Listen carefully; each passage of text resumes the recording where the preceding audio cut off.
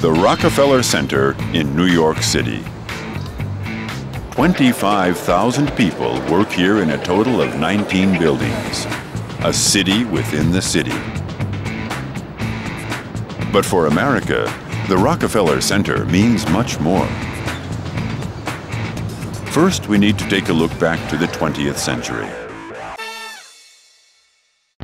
In 1931, during the Depression, John D. Rockefeller Jr. commissioned the construction of the center to provide people with jobs while creating this unique environment in the midst of the growing metropolis. And something else unique emerged at that time, and from then became a tradition known the world over. The Christmas tree at Rockefeller Center. America's Christmas tree. What was first erected by the construction workers themselves has now become the symbol for the holiday season in the United States. 2004 marked an appeal to the artists of the world by Rockefeller Center. Create a star for the most famous of all Christmas trees. A challenge of a lifetime. It wasn't going to be about just one tree topper that would be placed there for a few years. It was about something much more profound, significant. It was about retelling a story, about rekindling memories, about arousing visions. It was about a work of art meant to complement a work of art.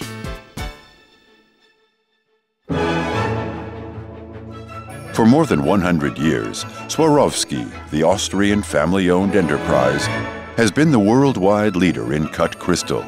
This is how the world knows Swarovski. But Swarovski is much more than that. Swarovski means dreams, visions. Swarovski is the symbol for a message emerging from the world of our imagination. The Swarovski star. 25,000 crystals, 1,000,000 facets. Its dimensions make the largest crystal star in the world. Swarovski commissioned the German artist Michael Hammers to follow its vision, to take an idea and make it into that star.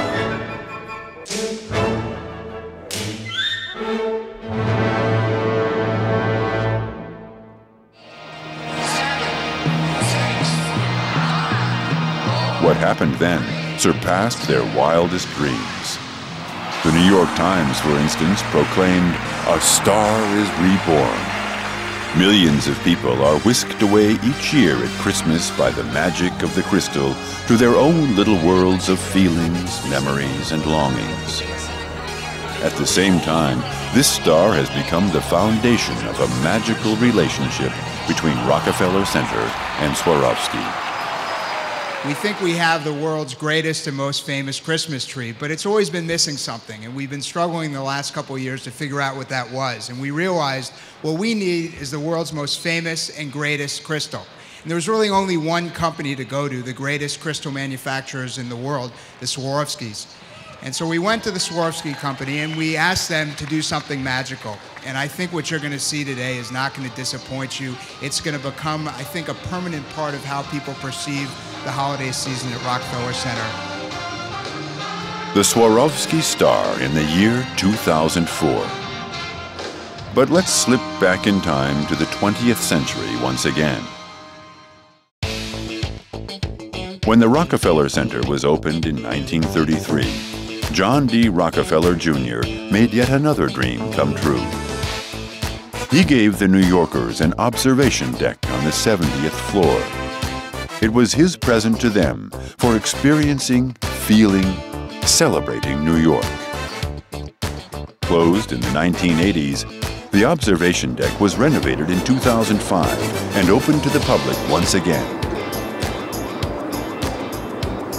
10,000 visitors daily, a 360-degree panorama, an inimitable view of the highlights of Manhattan. Top of the Rock.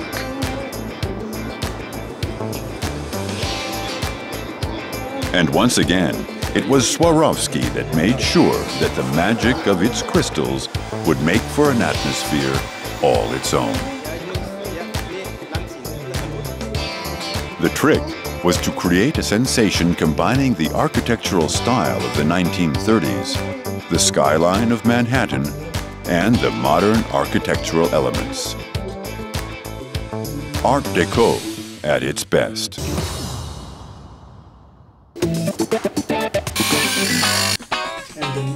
The challenge of this project was in artistically blending the most diverse visual and emotional impressions in an unbelievably short amount of time.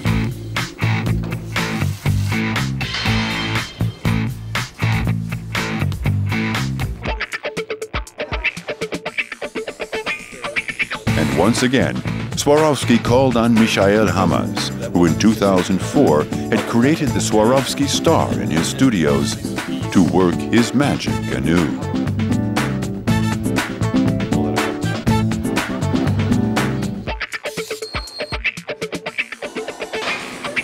There wasn't much time. In only 3.5 months, Hamas' vision became reality. 24 hours, round-the-clock work was going on in Germany, Austria, and New York. 2 installations had to be developed, planned, made, and transported to New York. 40 tons of material. 250 specially handmade crates filling up 3 jumbo jets on their way to America.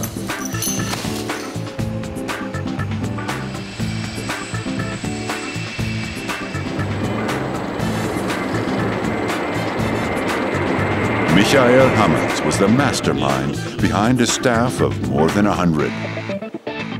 Engineers, craftsmen, technicians, logisticians, each and every one the top in their field, and all of them tremendously motivated to make this project a reality. That was the way to make this technical and logistic miracle happen.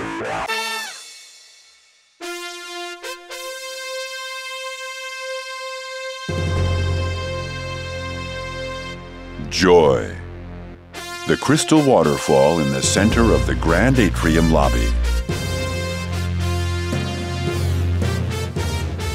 14,000 crystals, more than 32 feet high, 450 points of light, 1.5 tons. The crystal waterfall as a symbol for the uninterrupted passage of time. A symbol for the pulsing life of a city. The life of New York City. The city the visitors can gaze down upon.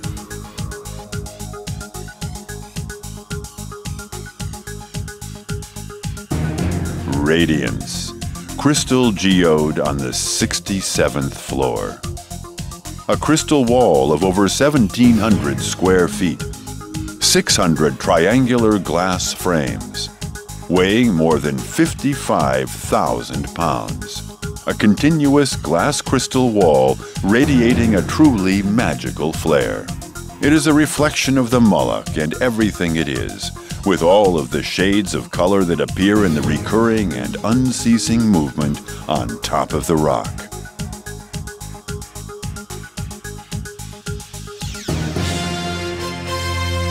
The Swarovski star. Radiance and joy. Crystal arrangements for one of the most famous venues in the world. Delicately combined, yet each of them perfectly self-contained, have come to be an inimitable, all-embracing work of art.